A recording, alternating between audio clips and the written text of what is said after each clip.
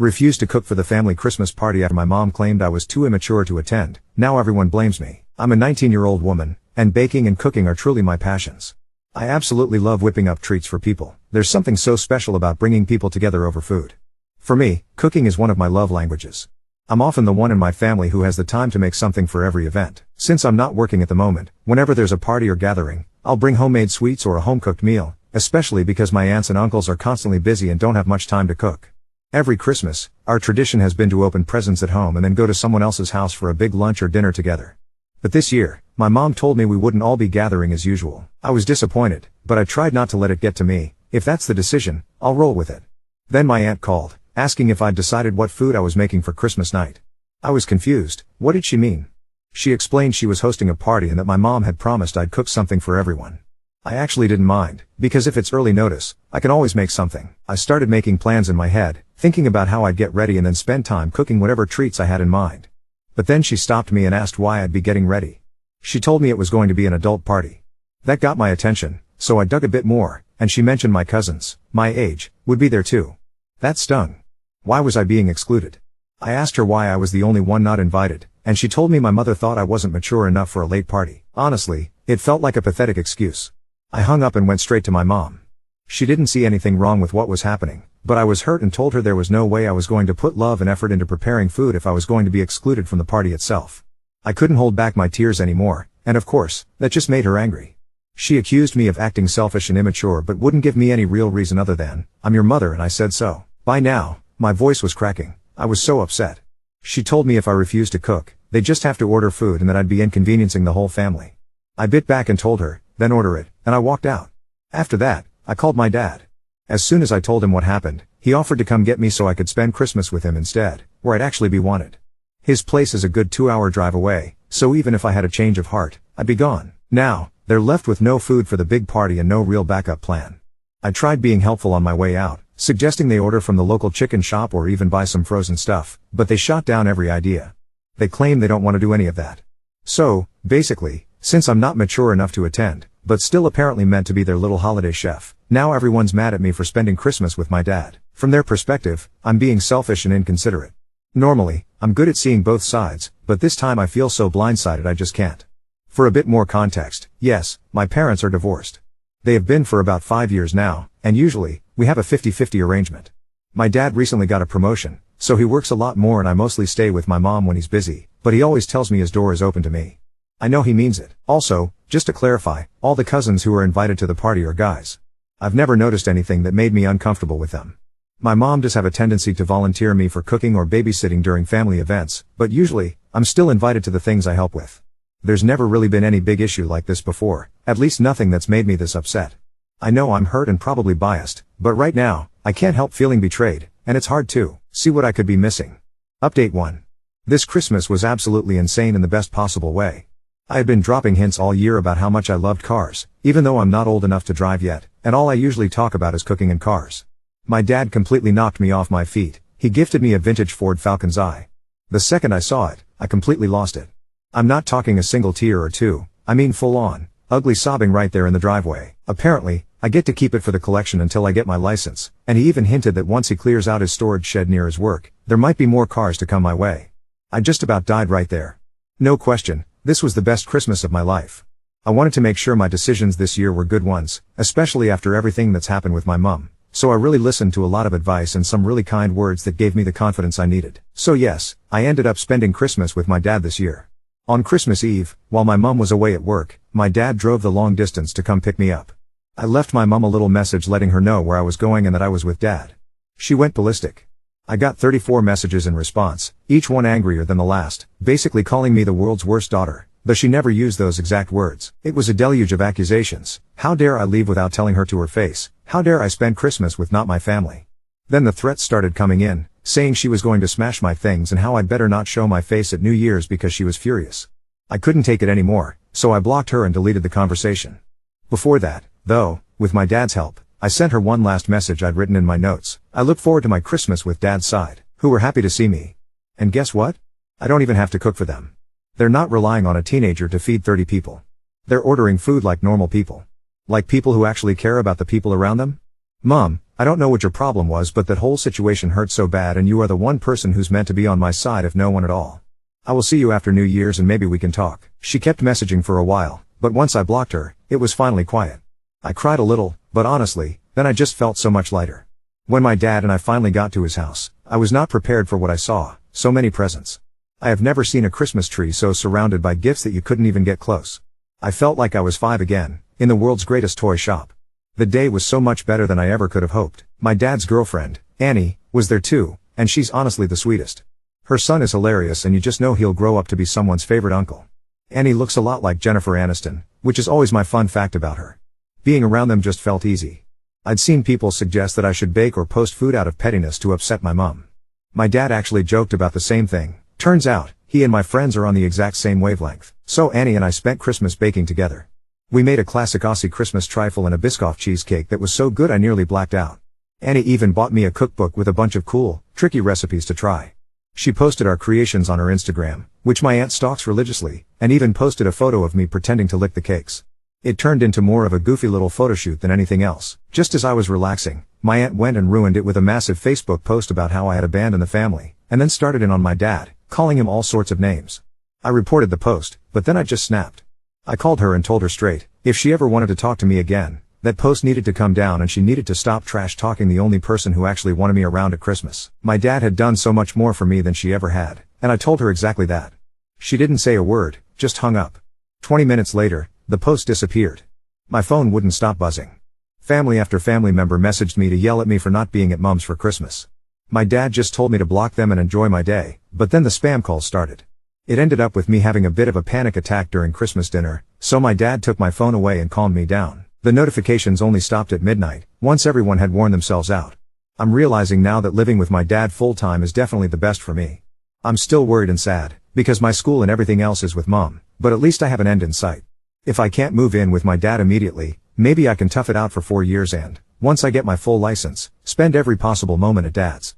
That's what I'm holding on to now, hope for something better. Update 2. I didn't think anything could top the Falcon, but the day after Christmas, Dad handed me the keys and said, "Go on, open her up." Not driving, just opening her up. We rolled the garage door, popped the boot, and there was this old, oil-stained folder wedged under the spare tire. Inside were faded photos of my granddad leaning on the Falcon with a goofy grin, a Polaroid of Dad at about my age covered in grease and acne, and a handwritten note dated 1991 that started with, "If this car is ever not for the road, it's for the kid who loves engines like I do." At the bottom, someone added in pencil, "or butter." Dad swears that was my grandma. I had to sit down right there on the concrete because I felt that in my bones. Annie brought me a lemonade, and I just cried into a tea towel that probably used to be white. I got 2 messages that made my hands shake for different reasons. One was from my cousin Liam. "We all thought you were coming. Your mom said you didn't feel up to it and wanted to drop food and bounce." That was the first punch. The second was a selfie from the party at my aunt's. 10 grown adults crowded around 3 family-sized pizzas and a packet of Woolies Lamingtons. My favorite uncle was holding up a paper plate like it was the last dinner on the Titanic. The caption said, "Bring your own forks next year." I don't know why, but it made me laugh so hard I hiccuped. New Year's Eve plans were a whole mess on their own. My aunt texted me like nothing had happened, "So you'll still do those mini quiches for Nye?" And I stared at my phone long enough for Annie to reach over and take it out of my hand like it was a hot pan. She typed back for me, "No. Have a good night." Then she took me outside into the dusk and we drove the Falcon. As in, Dad sat in the passenger seat and I took her around the paddock behind his house. Every time I eased off the clutch too quick, I bunny hopped and screamed, which made Dad scream laugh, which made me do it again. Petrol and warm grass and cicadas. If joy had a smell, that'd be it. I scraped my hair back with a rubber band and promised that car I'd get my elves before Easter. I mean it. On the 30th I went back to Mom's with Dad just to grab my stuff and my documents. I stood on the porch listening to the chime I've heard since I was 6 and suddenly felt like a stranger about to ring someone else's house. Mom opened the door and stared past me at Dad like he was a stray dog. She made everything sound like a court case. Why didn't I call her? Why was I humiliating her? Why was I letting that man ruin our holidays? Why was I taking my passport? As if she had the right to hide it from me. Annie had told me to be boring and factual, so I was. I'm getting my license. I need my birth certificate. I'm staying at Dad's for a while. My hands were shaking so badly I dropped a stack of cookbooks I didn't even remember I'd put in that cupboard. Mom didn't say anything about the books. She went for the Falcon instead. "You're not keeping that death trap," she said, like she was announcing a rule about leaving shoes by the door instead of trying to take back a present that arrived with a 30-year-old love letter. Dad didn't come inside. He waited, arms folded, by the ute, all patience and tension. Mom hovered in the hallway as I packed my knives and tins and the little red stand mixer I saved for 2 Christmases to buy. When I got to the pantry, she reached for the mixer cord like she was going to yank it away from me. I said, very quietly, "Don't." I didn't even say please, and weirdly, that worked. She let go. 5 minutes later, she was in my doorway again asking if we were all laughing at her. I walked past her with a box that smelled like cinnamon and metal and didn't answer. I didn't have an answer that wouldn't make it worse. On my way out, Mom said, "If you go now, don't come back expecting me to fix your life when it falls apart." I put the box in the back seat and looked at Dad, who looked at me. He didn't say anything until we were on the highway and my hands finally unclenched. Then he said, "You don't need it to fall apart to get to fix it." That night I made fairy bread for dinner because I could, and because I wanted something so stupidly cheerful it felt like a dare. New Year's was blissfully ordinary. We did fireworks at the park by the river. Annie brought a picnic rug and her son tried to sell me imaginary glow sticks for $2 each. We made sausage rolls and I glazed them so golden you could see your face in them. A woman wandered over and asked where we'd gotten them, tried one off a paper napkin, and then said, "I'm opening a brunch spot 2 suburbs over. Come do a trial next week if you're keen." It turns out she's Annie's friend from Pilates. Universe, okay, I see you. I did the trial. They handed me a mountain of prep and I didn't think, my hands just moved. Chopped onions without crying, folded laminated dough like it was a newborn animal, tempered chocolate in a glass bowl and felt my spine unclench. The chef owner watched me pipe custard calmly like she hadn't just given me an exam. She sent me home with a tub of leftover lemon curd and a casual job offer that made me dizzy. "You're fast, and you care," she said. "We can teach the rest." I got one more surprise that week. The storage shed Dad's been threatening to clear out? He finally did. He drove me there at sunset, the whole sky apricot and purple, handed me a torch, and slid the rolling door up with this grin that made him look about 25. In the corner, under a tarp, was a second car. Smaller. Cuter. A Datsun 1600, pale blue and beat to hell, but solid. He called it my learner's project. Something about sanding and swearing our way through a rebuild together made my heart feel like it was doing an excited dog wiggle. He said, "Falcon is a museum piece. The Datto is for tearing down and putting back together. That way you'll know what to listen for when you drive anything." I hugged him so hard I knocked his hat off. It hasn't all been sweet. My aunt sent me a voice message a few days after New Year's that started with a sigh and ended with her whisper crying about how none of this is what I meant. She said she didn't realize Mom had told me I wasn't invited, that she thought I'd chosen not to come and she'd been hurt and then stupid on Facebook. I made her sit in that silence for a bit. Then I told her I wasn't cooking for her again anytime soon, but she could call me next week like a normal human and we could talk about boundaries that are not just lines people say they understand and then trip over anyway. She said, I deserve that, which I wasn't expecting. Tiny steps, I guess. Mom didn't stop. She showed up at Dad's 2 nights ago, late, headlights slicing up the gum trees, banged on the door like she'd break it. When Dad opened it, she pointed at the Falcon under its soft cover and called it a bribe and told me I was too impulsive to be left to my own decisions. It escalated fast. She tried to step around him into the hallway. He held up a hand and said, "No." The hard kind of no that makes everything go still. Annie took her son into his room and put on a movie. I stood halfway down the hallway with my pulse in my mouth and said, "Mom, I'm an adult."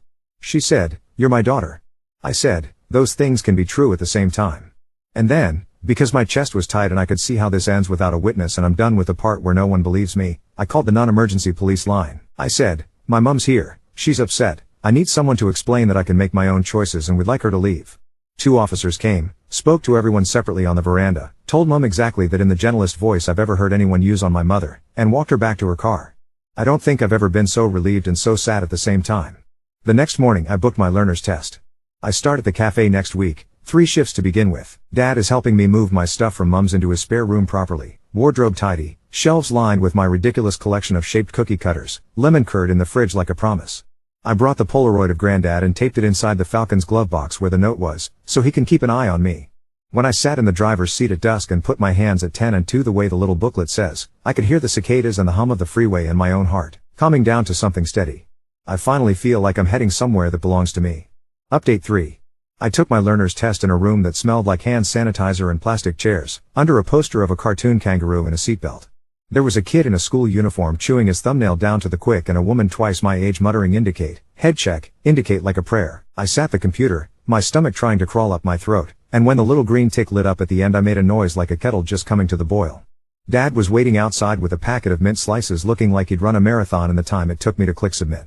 He stuck the L plate on the Falcon's windscreen for a photo, crooked on purpose so I'd notice and fix it, and then we celebrated the only way you should celebrate passing a test in Australia, servo meat. Pies in the car park with sauce packets that don't open properly no matter how grown up you think you are. I drove on an actual road that afternoon.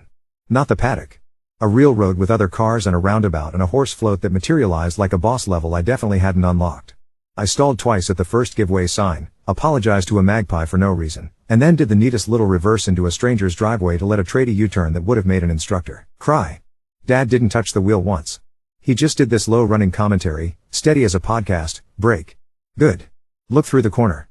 Yep, that's it, and every time my foot and the clutch got into an argument he laughed in a way that uncrossed my shoulders. I got home with both of us alive and a slice of rubber band mark on my wrist where my ponytail had snapped, and I don't think I've ever been prouder of absolutely nothing. The cafe is loud in the best possible way. First shift started at stupid o'clock. The air outside was still blue, and inside it was butter and coffee and the metallic hum of the fridge like a plane thinking about taking off. The chef owner handed me the key at 5:01 like it had always belonged on my ring and said, "I'm going to pretend you're not new." The mixer died mid-batch like it was in a soap opera, and I whipped meringue by hand over a bowl balanced in a sink of hot water, and my forearms shook but the peak stood up for me like little soldiers. We put my lemon curd in eclairs because I couldn't stop thinking about that tub I'd been spooning on toast like a secret, and wrote lemon eclairs, O's, on the chalkboard so small I thought no one would notice. By 9:30 a woman in yoga pants asked who O was, and the chef pointed at me with a chin jerk while holding 2 pans and said, "That's O," like I was a strawberry everyone should be familiar with.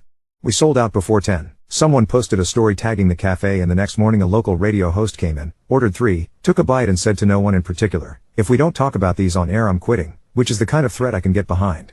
I saw my aunt.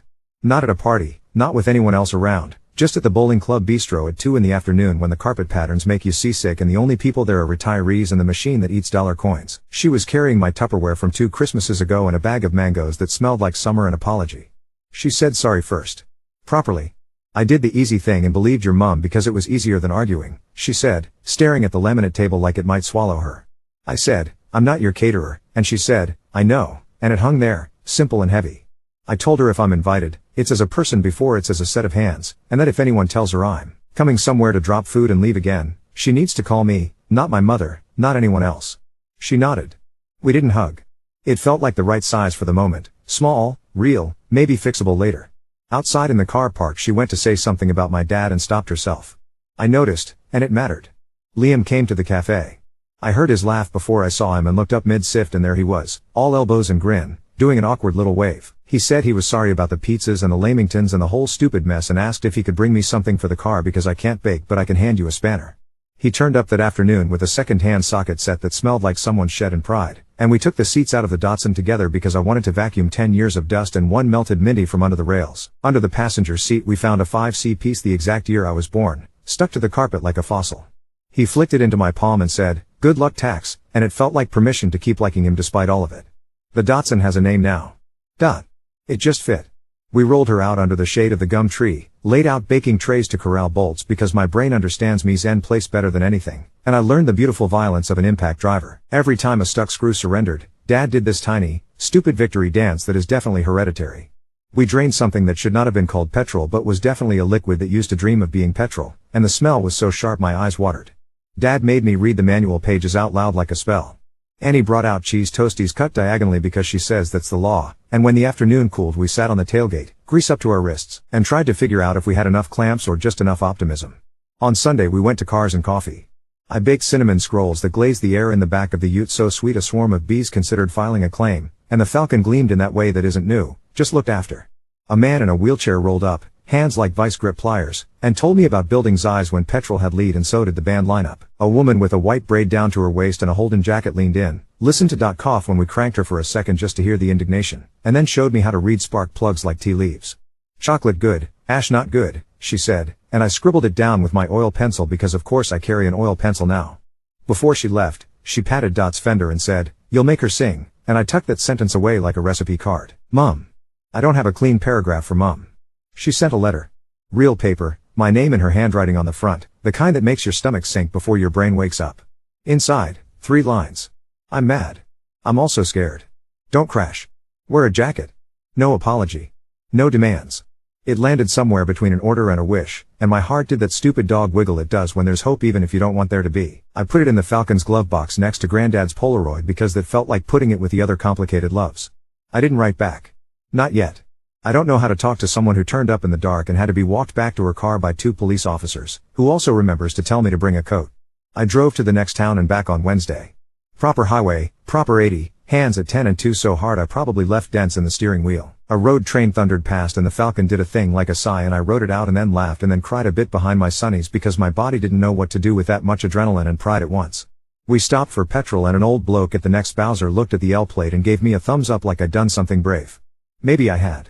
At home I made a tray of sausage rolls so shiny you could check your teeth in them, and put one on the plate with a 5C piece like an offering.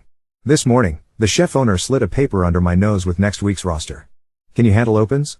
She asked like she was testing if I'd flinch. Early morning, key on my ring, my name in actual print. Yes, I said, and meant it.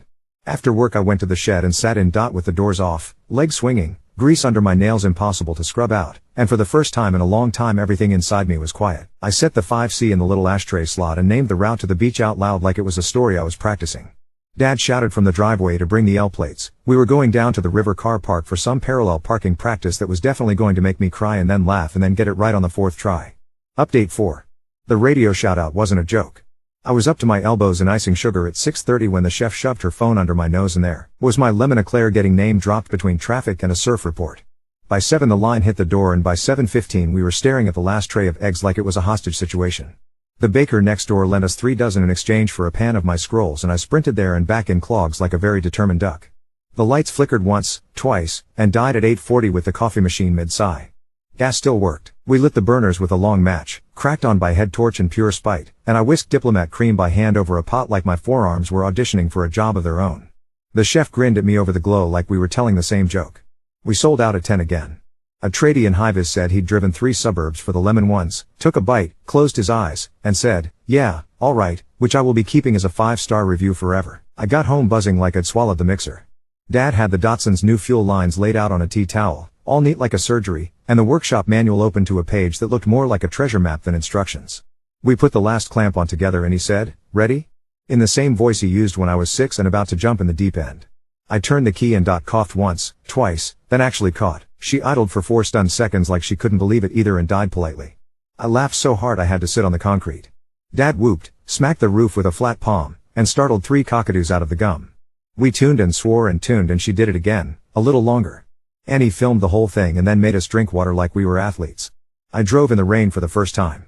Proper rain, fat drops that made the world a watercolor. Dad had me loop the industrial estate where everything smells like wet cardboard and diesel. I learned the gentle witchcraft of wipers that aren't quite right, how headlights turn bitumen into a ribbon, how a roundabout teaches you who you are when you can't see the exit you're aiming for.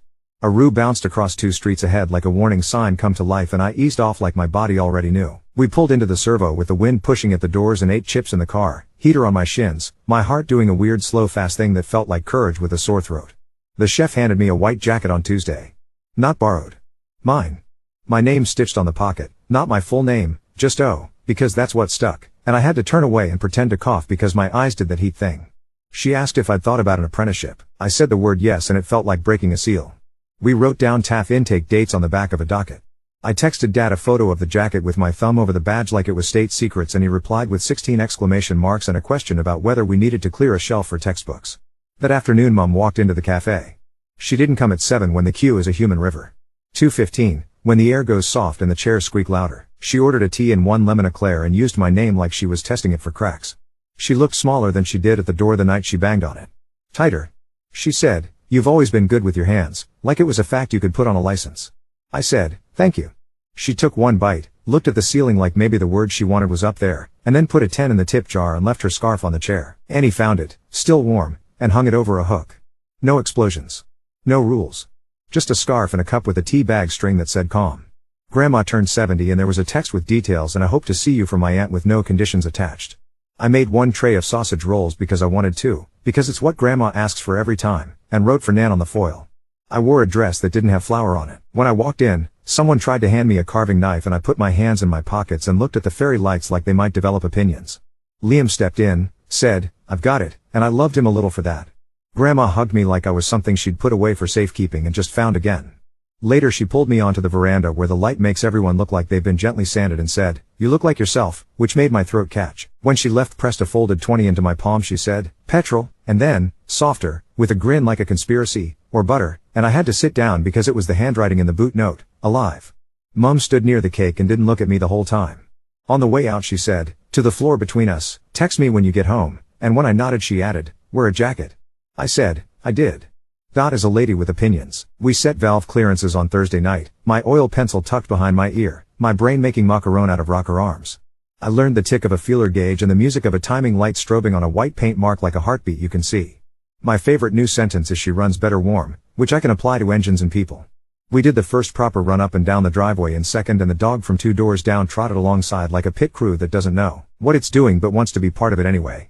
At Cars and Coffee we didn't show Dot, she's not there yet. The Falcon did her dignified thing and people who know said nice in a way that means they actually mean it. The woman with the white braid found me again, looked under my nails, and said, "You've been doing the real work." I said, "Trying," and she nodded like I'd passed a test she didn't set. Work bled into everything in a good way. A couple came in with a baby asleep like a loaf and asked if I could do a christening cake that wasn't boring. I said I'm not taking orders out of the cafe, but here's the email for the shop and here's an invoice template, and if they wanted me, they'd be paying the cafe and I'd do it on the clock, not in my lounge room at midnight. They said yes like adults. I piped tiny lemons and almost passed out at my own restraint. The chef printed the invoice with my initials on it and slid it across the bench like a tiny diploma. Liam helped me swap out Dot's cracked dash clock for a second-hand one that might work if you hit it. We found a note stuffed up behind the fascia from someone called Baza in 2006 that said, "Back for Rego on Friday, don't forget coolant," which felt like a time traveler's grocery list. We poured fresh coolant in and I sent a photo to Mum because the only thing she'd said to me this month that wasn't a fight was "Don't crash, wear a jacket," and also because I wanted her to know we were doing the safe bits. She texted back, "Good," and then, 10 minutes later, "Blue or green?" I stood there in the half-light of the shed smiling at my phone like an idiot and typed, "Green," and she replied, "Same." We did parallel parks and the river car park at dusk until the sky went the color of old brews and the instructor voice in my head stopped yelling. Fourth try, like he promised. I didn't breathe for the last half meter and then I did that silent scream laugh that lives in your bones when you get something exactly right. Dad didn't cheer. He just looked at the space and then at me and did a tiny nod like a chess player, and for some reason that made me glow hotter. The cafe put O's lemon things on the chalkboard because spelling eclair is apparently a community hazard. A little girl came up, nose barely over the counter, and asked if O was a person or a shape. I leaned down and said, "Both," and she giggled like a kettle. I bought myself a torque wrench with my first pay that felt like mine.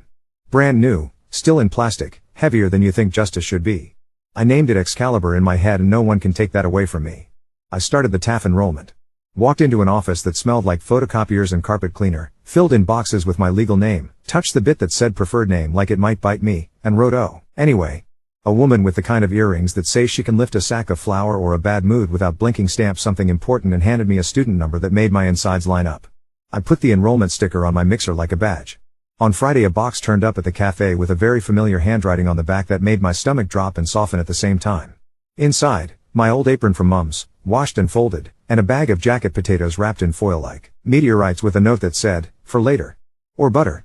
I took 2 home, split them open, and drowned them in sour cream. Dad ate his with pepper and the kind of satisfied silence that makes the kitchen feel like a good church. Before bed I put the scarf Mum forgot on the hook by the door next to my keys. When I got into the Falcon the next morning there was a sticky note in the glove box under Granddad's photo. It just said, "Proud, no name, crooked," in a handwriting I know better than my own. I sat with the door open, 1 foot on gravel, 1 on mat, and let myself feel the exact size of that word. Then I put my hands at 10 and 2 and went to work.